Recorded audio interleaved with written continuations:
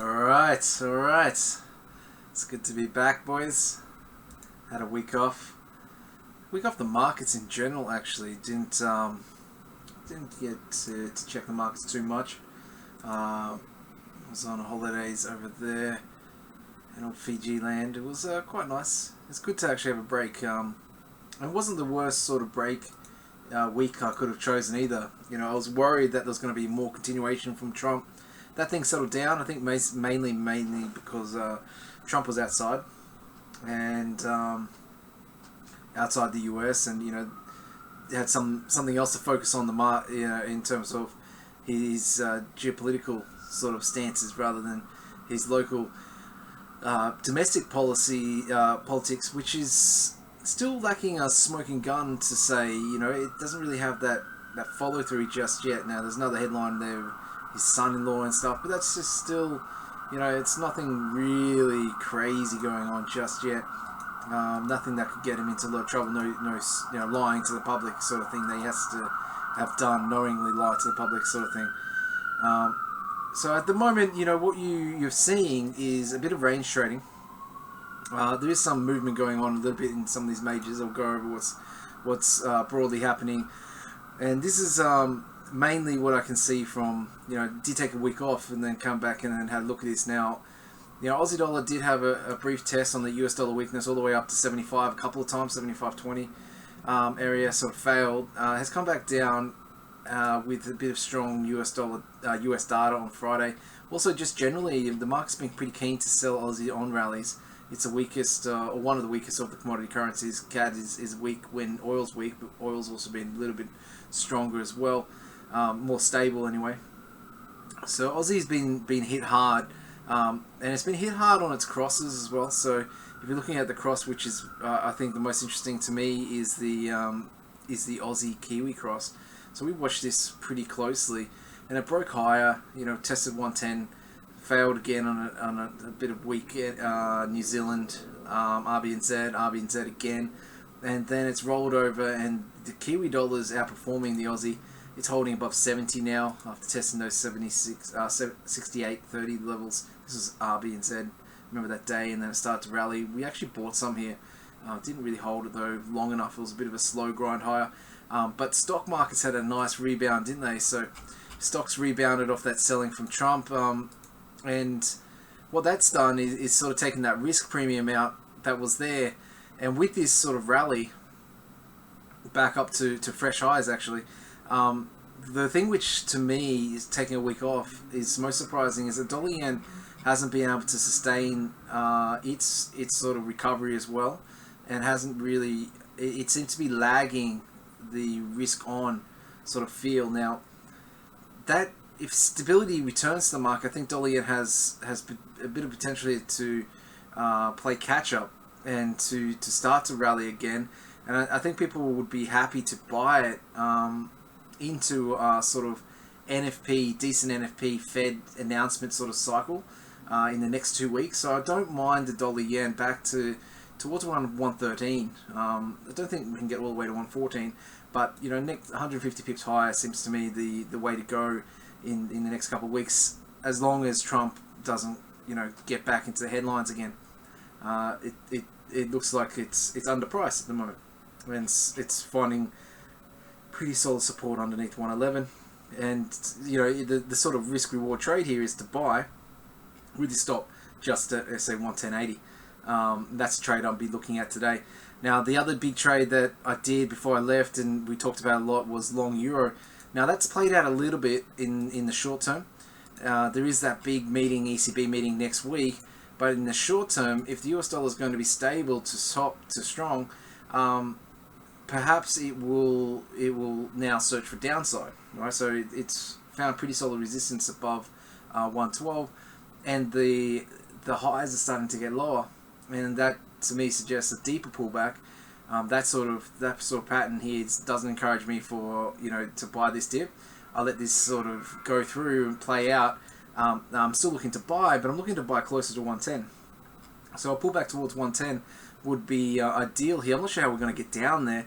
Maybe US dollar strength, strong NFP.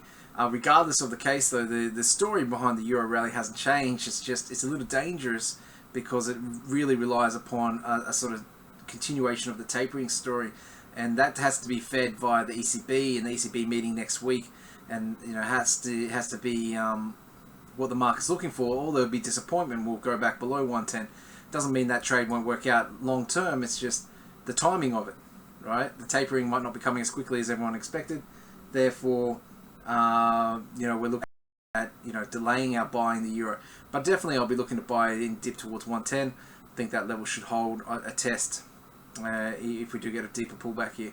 So yeah, I'm trying not to buy low 111s. I think that would be probably a little bit too early.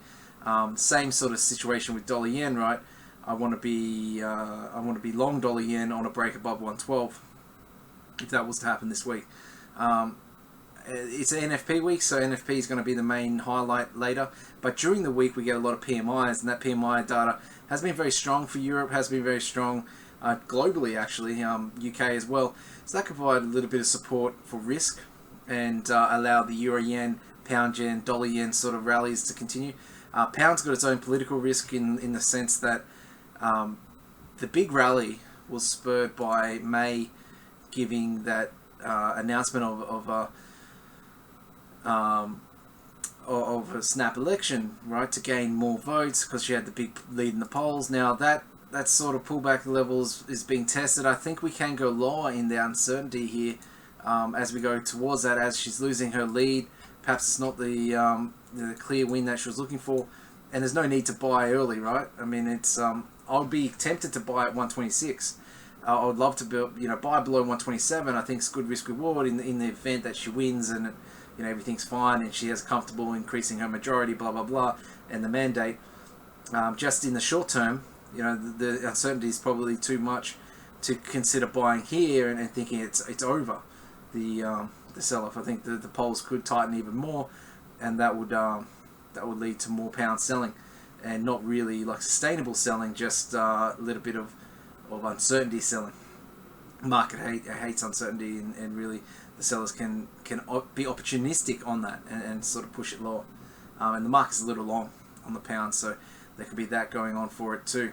Now that's creating a lot of opportunities actually, so not just on the pound yen, which is at nice levels but could fall a little bit further, but also on the on the euro pound. So the pound yen, if we do have that double pullback, next leg pullback in the pound, could fall all the way down towards 140. That would be really good risk reward, as long as there's no risk off affecting dollar yen too greatly. If it's just pound weakness, then I'll look at the pound yen, because that'll be a way of playing dollar yen with a little bit of pound spice from that 126 level, which would be with pound yen towards 140. And also euro pound is getting a little extended into the nice sell zones above 87. Look, ideally you'd want something like an 88.50. Probably won't get that, but if you did, that would be really good risk reward. It's hard to get sustained rally in euro pound because Brexit involves both the eurozone and the UK, and so if May wins and just uncertainty leads a rally to continue here for the next until the election, then I'll be looking to sell into that sort of overextension in the euro pound if we get that. I'm not too tempted here. It's not low enough. It's not high enough for me. Same as the pound's not low enough for me, but it's not bad level to if we get a little bit further into that sell-off. So basically, we're looking for a new range to develop. So the range might be, say, 111 to 114 for dollar yen, looking to eke out the bottom end of the range. The range for the euro might be 112.50 to 110. We're waiting for the downside to be etched out. The Aussie's already etched out its little resistance, but it's ranged quite nicely. But it's got downside to sort of find solid support before we even think about buying. It's actually not even worth trading because it's so slow. But there's lots of opportunities here given the event risks and the timetable. If we can get some nice levels, then we could be into some good risk reward trades. So the trade I'm doing today is long dollar yen. I'm going to get out of that euro trade, even though the price action is not that bad this morning. I still think there is a chance of a further pullback. Draghi speaking later. It is a holiday in UK. It is a holiday in the US. It was already a holiday in China, so I haven't seen much movement yet in the markets, but we could start to see a little bit more tomorrow during the Asian session, and that's where you might see, with a bit of stability, a bit of grinding higher, the dollar yen buyers try to really test the top side there, and the euro really try to test the downside, and that could lead to that stops being triggered, and just continuations of these corrections, or just etching out a new range is the way I would put it more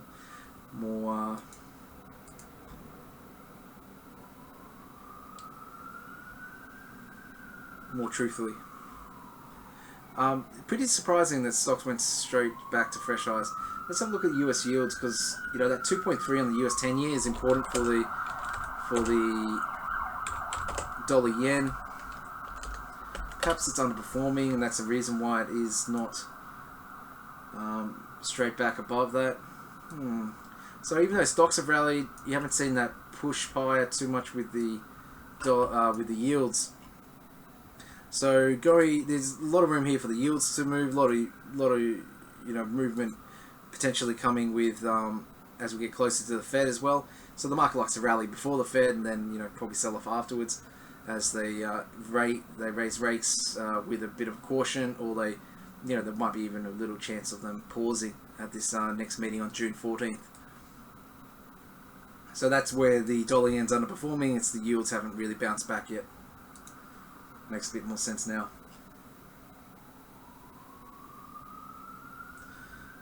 Alright, so let's have a look at some of the news articles over the weekend, see what's happening, make sure we don't miss anything, and then we'll have a look at a Deutsche Bank report on dollar yen. They're notoriously bullish, been bullish all year, so we're probably going to see some more bullish commentary from them.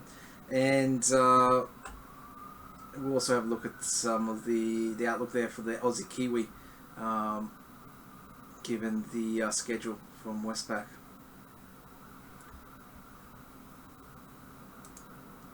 Let's do quickly that dollar yen trade so that you guys have that in your trade ideas. So we're just buying here, putting a stop, pretty nice stop, just 50 points, and we wanted to look. This is where I would get out during the day. We're at 111.80, but if you want to be ambitious, I think we can go for a little bit higher towards 113.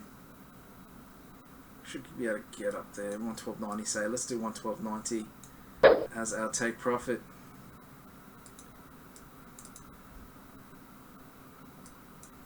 $10 pips below the big level. 10 pips below the etched out support.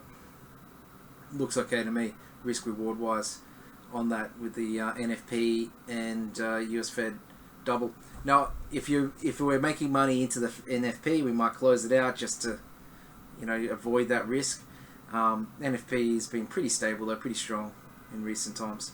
Shouldn't be too much of a downside surprise, but it would be a big surprise if it was, and would open up the door to the Fed pausing, especially with that weak CPI that we got from the May reading of April's numbers only a couple of weeks ago. But the Fed speakers have been pretty much on tune, haven't they? So they've all been talking about raising rates, and it's marks priced in, fairly well. So the risks are obviously to them not doing it rather than doing it. But the market can still rally on what is a US dollar positive event, which is long. Raising rates, especially against the Japanese yen. So let's post that up quickly. Chart. So how you do this is you just quickly get the you save it and post it to MQL4. You get that image file from here, and you add your trade idea. You select the pair, dollar yen, buy 110.80. Remembers the last time I put a stop in 112.90. Buying for UJ catch up with stocks and NFP Fed upside risks. Alright. So it's a bit of a forced trade in the sense that there's not much going on, and it's a little bit of a light data day. But you know, the thing which really got me into this trade this morning is that I saw that the North Korea tested another ballistic missile, and that led to no downside reaction in dollar yen. All right, I mean, if bad news is having no effect, then it to me opens up the door to the top side, especially in a pair which is low relative to where it is. Risk is on, and we've got these US dollar positive risk events coming up. That's where I get that trade sort of surety from. Obviously, you can still get stopped out, but it's all risk reward. You play these sort of things 100 times, it should be fine. Welcome, Mushka. Well, everything's good here.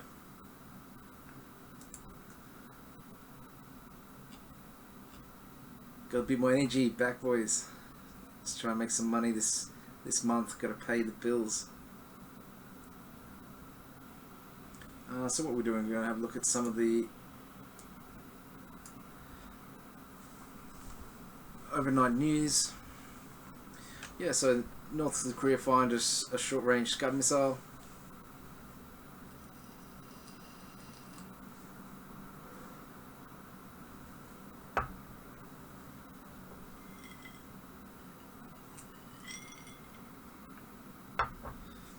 Looks like he's Fed William is not a non-voter. He's talking about the soft data of inflation, and that seems mostly due to special factors, he says. So that, you know, the downplaying that, he wouldn't be doing that if he wasn't talking it up.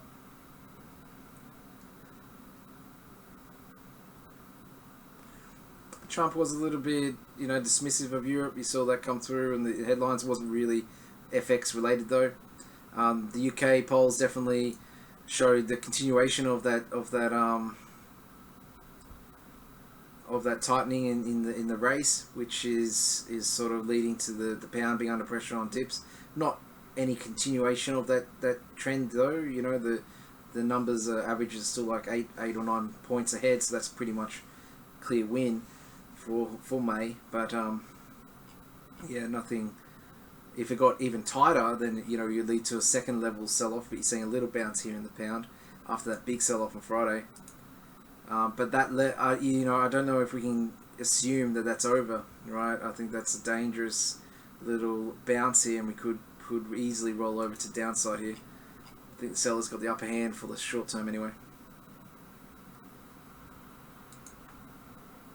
So week ahead, these PMIs that we're talking about.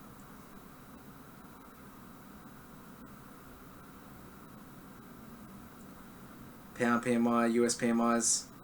ADP is on Thursday this week, which is that preview number. We're going to be doing the NFP live, so that'll be fun. We do that each month.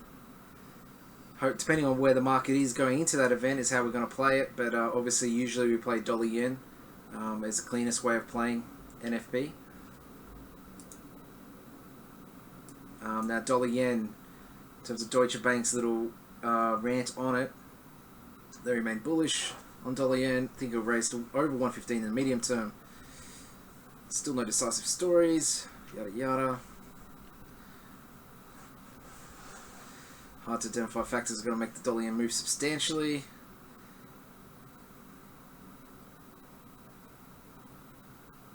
And it looks like going to ranging in the short term. Should find support around 110. Now it would be great to be buying around 110. I just don't see us getting down there. We have got to stop at 110.80. If it does keep falling, we can have a talk about why it's down. Depending on why it's down, we might be looking to buy again. But I don't want to see it down really further than it is today. I mean, it would make a little less sense to me if that was to happen. But as the rates keep on rising in the US, it just becomes the path of least resistance higher on the dollar yen, especially if stocks remain strong. And, you know, maybe Trump can survive his little first few months of being defiant, and the whole Russian issue, if that goes behind him, you know, we can talk about tax plans, and that would be really positive for dollar yen. But you know, we're not there anywhere near there yet.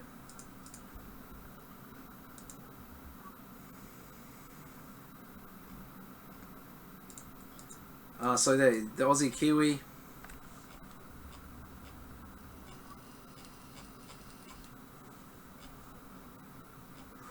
Very light for the data. Very light for the data in Australia. Oh, we've got retail trade. CapEx. Yeah, it's not too bad. When's that? June 1st. CapEx is pretty important actually. That can get the market moving. There's been a lot of dropping down in our CapEx because, you know, post mining boom. So we've been seeing it fall. Mainly because of mining, right? But they can't really fall too much further from mining. I don't think CapEx can go negative. So perhaps it's going to stabilize a little bit. Services are pretty stable. So it could just start to meander around. I don't think it's going to be too negative.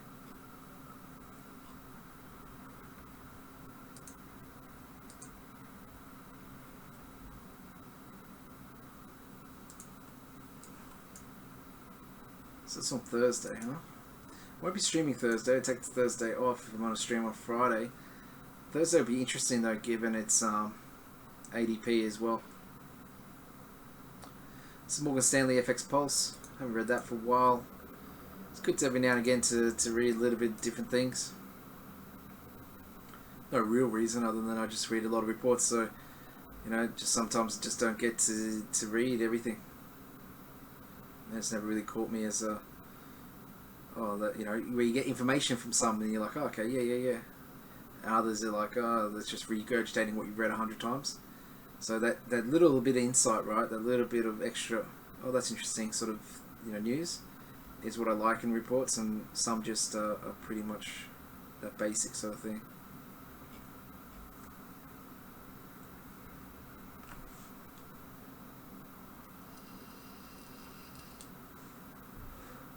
I mean, we're talking about dollar yen here. They're talking about forward-looking investors may put the November. What? No one's going to be thinking about November 2018 right now. Yeah, that's crazy stuff. Yeah, this is not actionable, right? I like actionable trade. Alright. The VIX is just smashed lower. VIX is a killer, right? I'm not trading that anymore. So everyone bought it to that big spike higher, and then it's just rolled down.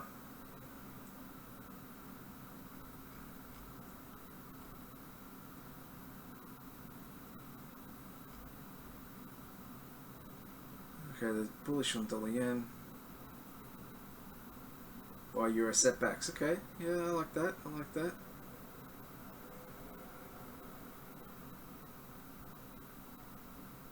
Don't really like their reasoning. That's a little bit out there.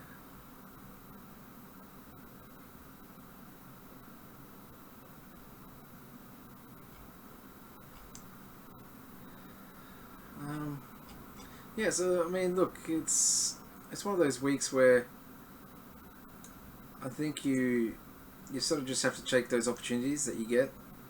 Hopefully, we do get some nice pullback in the euro, so we can get into some better levels. It's just hard for me to buy up here after those setbacks. I made a fair bit from it, but I just want a deeper pullback. I can be tempted into it at 111 if the price actions is right and it's stalling, and then NFP is maybe a little bit mixed. Then we can start to buy it again next week. But right now there's no rush for me, and when I want to be in profit when we go into the ECB, right? So I can sort of manage my risk a little bit better. I don't want to be running, an ECB meeting where I bought here and the market's here. That's not really where I want to be sort of positioned into that, because ECB meeting is going to be really critical. We might have to do that one live next week, because it's got so much hype behind it, and it's so important for the medium-term trade. So if we're going to 120 by December, then we need the ECB to come and deliver at the next meeting. If Draghi's really the Permy dove again and throws cold water and delays market expectations, which he's very good at, then we have to abandon that trade and just maybe go to range trading the euro, but not be as aggressive on the buy side. So that's the way I'll be playing it in this week, guys. And because this today is not the easiest sort of price action to read, given there's no market open, tomorrow's going to be the first real test. And we'll have a bit more information, a bit more price action to play. And right now, I mean, we're sort of pushing it, right? We're pushing it to sort of get that glimpse of what's happening in the market right now. So we'll see. I mean, what will be interesting for me in the next 24 hours is next time, by the time we come and do this tomorrow, if they sell again the pound, that will sort of cement that we've got some bit more risk to the downside. Dollar yen's grinding higher, it's like 111.50, 60. That will open up the top side to me. And if the euro is broken, say 111.50, that would suggest that we've got a fair bit more room to move to the downside. But it's good to be back, boys. Any particular pairs you want me to check out? If you do, just send me a little PM and I'll have a look at it. But I am getting back to speed. I'll get back to speed pretty quickly. But the first day back, it's all sort of me going over what happened. The US GDP being strong on Friday. Where that US weakness was, what's underperforming, that rally in the stocks, where it's coming from, what's going on with that Trump story. These things are, you do have to spend a little bit of time in the market and get that feel to be really back in sync. But definitely give us 2 or 3 days and we'll be caught on, especially if the market price action continues to ramp up. EJ is a mixed one for me. EJ is one of my favorite pairs at the moment. So EJ is a combination of dollar, yen, and euro. So where would I like it? I like it down. I like it down towards 123. Now I'm not sure how we get there in a nice way, but if we get it lower, I mean just 100 points lower, maybe 123.50ish. It might come from the euro side, right? It might come from the dollar yen side, but regardless, a little bit lower would be a bit more tempting for me. Up here, it's just a little too high. And I want to be able to see where the legs are coming from, because at the moment I see dollar yen down and euro higher, right? So euro lower and dollar yen down. I want to be buying the euro yen when I'm buying the euro. Yeah, I want that to be all lined up, and I want dollar yen to be doing its own thing, but bias higher. So if that can happen, and I want probably the pound yen to be part of that, and we can't really rely on the pound yen right now as well. When they're all three are going together, they're really hard to stop. That's that's a better environment to be buying the yen crosses when there's a bit of mixed outlook and a bit of uncertainty, like we've got with that ECB meeting, and we've got with dollar yen just underperforming at the moment, and just the euro trying to roll over, looking for support. Then you could find yourself buying a couple hundred points too high, and when the market sells off, it doesn't have to find support here. Right, and so one of the things that you need to do as a trader is avoid getting trapped into a trade. So if you buy here, your loss might be too big here to make you think rationally, and if it breaks down lower, you might be continuing to hold. Whereas if you buy the support and you get stopped out 50 points lower, you're not as attached to it. Right, when you buy and the market turns, and then you buy more at the support, and then you're like really, down a couple of thousand. It's easy to do something stupid, right? And not flow with the change. It might be something like, new Trump scandal or something, right? You get caught long at really high levels, because these are really high levels, and a break back below that previous sort of stalling level would really hurt the techs here and really hurt the sentiment, and get a lot more sellers going. So yeah, we want to buy that previous resistance down here, but we don't want to get stuck into it, which buying high might get into. So yeah, look, if it goes straight up, I miss the trade, right? But I'm happy to do that. I don't have to hit every opportunity, and I don't even think this is a meaningful opportunity. Same with the pound yen. It looks nice, but it's not safe. So that's more of a trade management sort of approach, right? Trying to avoid trades which can get you in trouble. Got to develop that spider sense. Same reason I'm not buying the Aussie Kiwi at 105. I didn't see this pullback coming at all. It's not cheap. It's weak, and it's could get weaker given the backdrop of China iron ore versus dairy in New Zealand. It's iron ore versus dairy, and iron ore is just getting killed. and China's just really unstable at the moment. So yeah, Aussie Kiwi is a really hard one. Hard one. It's nice levels, valuations, yada yada, but wow, you know, can you really buy it and just hope everything turns out okay again? All right, guys, let's check in tomorrow, and we'll see. Yeah, I'm not doing Bitcoin. I don't know, man. You can come back and check Bitcoin. It's $100 different every day, right? It's a wild west. But if it has a crash again, I think we look at it next crash, right? Let's have a look at it next crash. Alright, guys. Good luck with your trades, and we'll be back tomorrow, same time.